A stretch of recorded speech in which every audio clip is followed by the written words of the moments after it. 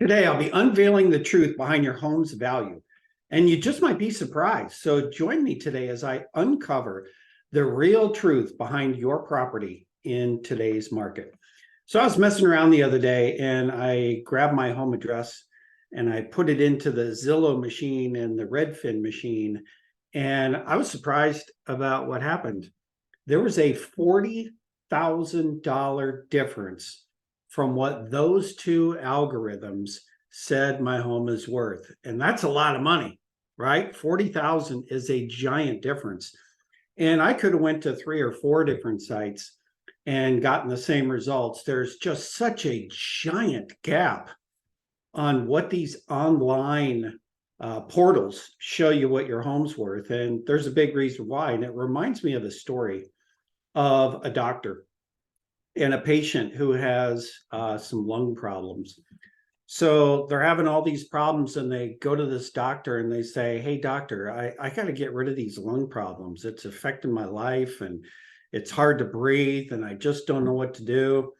And the one doctor says, "You're in terrible shape.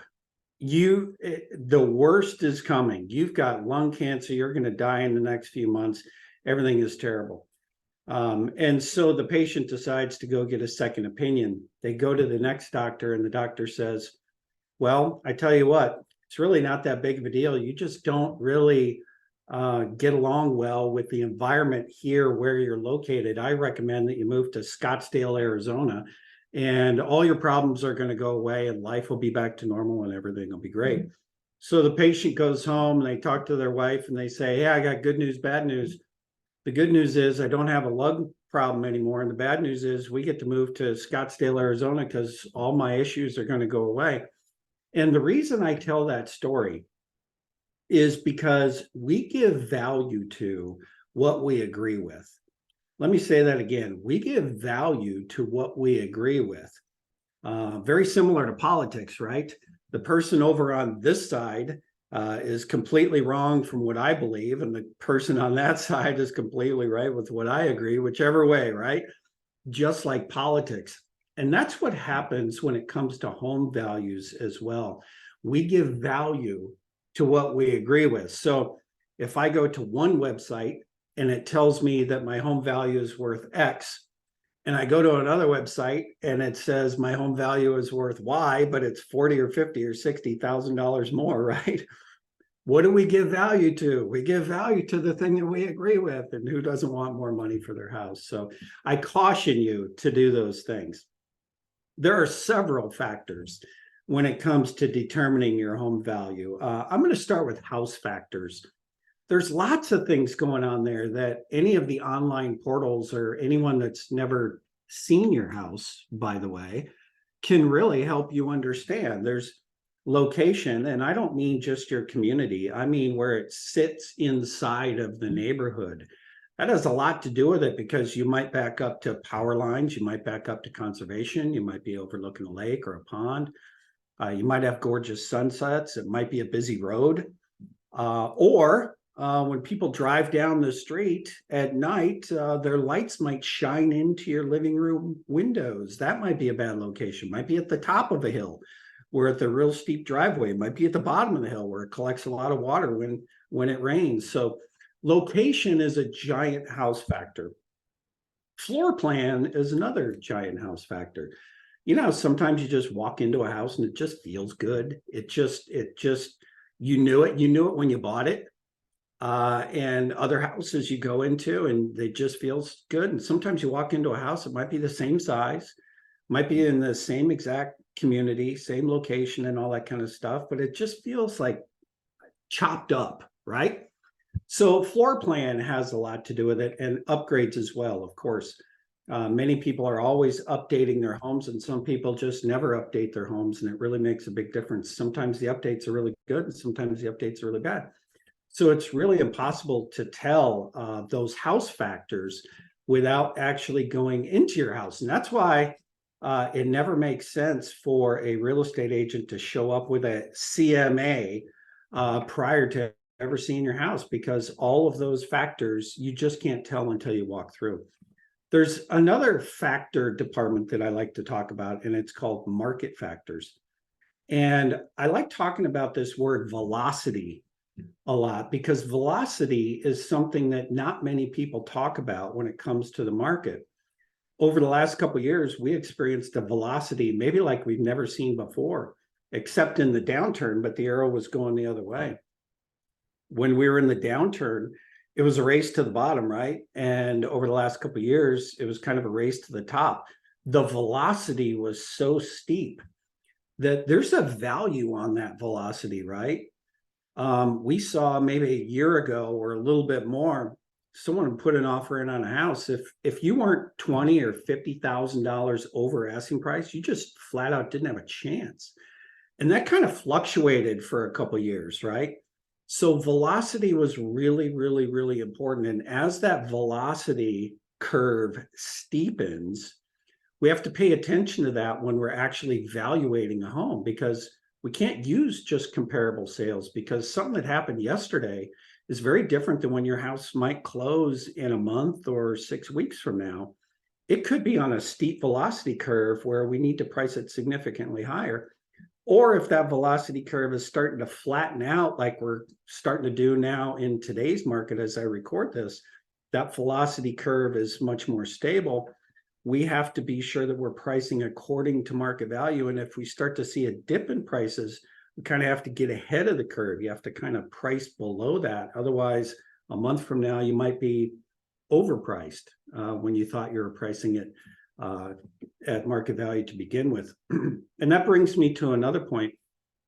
What we see inside of the industry is we see numbers every day and stats every day. And the general public, no offense to you watching this video, but the general public usually doesn't see what we see inside of the industry for maybe 2 or 3 months later. Maybe that's when it hits the local news or the newspaper or things like that.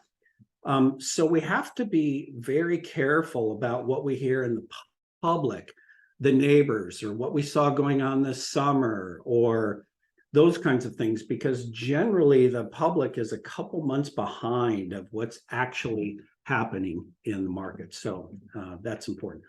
The next factor that comes to effectively pricing house in today's market is the appraiser. Appraisers work on empirical data. What data can they find to support the best price? Now, they also use market trends. They also look at velocity. They do all those things. But they have to abide by some certain rules. For instance, if you're in a pretty good sized community and there are sales inside of that community, the appraiser needs to use those sales because it's the best empirical data. There's no reason to go outside of the community if there's existing sales inside of the community. They also look at location, right? And that's one of the things that Zillow and Redfin get wrong a lot of times is your community might back up to a community that is significantly more expensive. And your backyard might be next to their backyard. And Zillow might be taking data from that other community that really doesn't compare to your community. And so you have to be careful with those kinds of things. So appraisers look at all of that empirical data. And trust me, it doesn't matter if someone is buying for cash in today's environment or financing, they're getting an appraisal. That's just how it is, especially here in North Carolina. The other part of the appraisal process is what the person's going to use that appraisal for. They might be doing a home equity line of credit or a refinance, or they may be purchasing. And generally what will happen is that appraisal will be different for each one of those situations. So we have to keep in mind what is happening with that sale, what is happening with that appraiser, what are they using the appraisal for, and is the appraiser actually using the best empirical data? But that's only part of the story. I want to tell you this really interesting story. I think you'll see where I'm going with this. I want to talk about selling a horse trailer. And you say, well, Jim, we're talking about real estate. Why are you talking about selling a horse trailer? And stick with me. I have a point here. So let's just pretend here for a second that I was selling a horse trailer, right? And what I would do if I was selling a horse trailer is I would go to the Kelley Blue Book, right? That's that blue book that you can go into and find out what the value of a vehicle is. Well, if I go in there right now and I type in my horse trailer, I have a 6-horse trailer, and it's going to tell me maybe my horse trailer, and it's 20 years old, maybe my horse trailer is worth $6,000, right? So if I wanted to sell my horse trailer, or if there was an appraisal done on the horse trailer, someone would say, well, your horse trailer is worth $6,000. But what if I put this water tank on the horse trailer that I did aftermarket, AKA an upgrade, and it would allow my horses to be able to drink water if it was a long ride, or perhaps I go to a remote part in the mountains or out in the desert or somewhere where I'm going to ride horses, right? And I don't have very good access to water, but I had a giant water tank inside of my horse trailer. Well, guess what? That upgrade is really, really, really important. And if I found the perfect buyer that was looking for a horse trailer that had a water tank, right? Because they were going to go to the mountains or go to the desert or do whatever. If I had that perfect buyer that was looking for that particular horse trailer with a water tank with an upgrade, I could probably sell my house. I could probably sell my trailer for significantly more, maybe $15,000 or whatever it is. So what's the moral of the story? Why is Jim telling me a story about a horse trailer? Well, because it's important to find that ideal buyer whenever you are pricing your property. The absolute ideal buyer, the most opportune buyer, is going to want to pay more money for your house with your timing, with your terms, because they really, really want that horse trailer with the water tank. They really, really want those upgrades and all of those things. So if you put a bow on everything that we talked about today, your house becomes much more valuable when you have that ideal buyer, the absolute ideal buyer, right? As long as you are paying attention to market factors, empirical data, all of your house factors, and what the market is telling you, the velocity of the market, you pay attention to all of those things, you're going to be in terrific shape. So here's what I have for you today.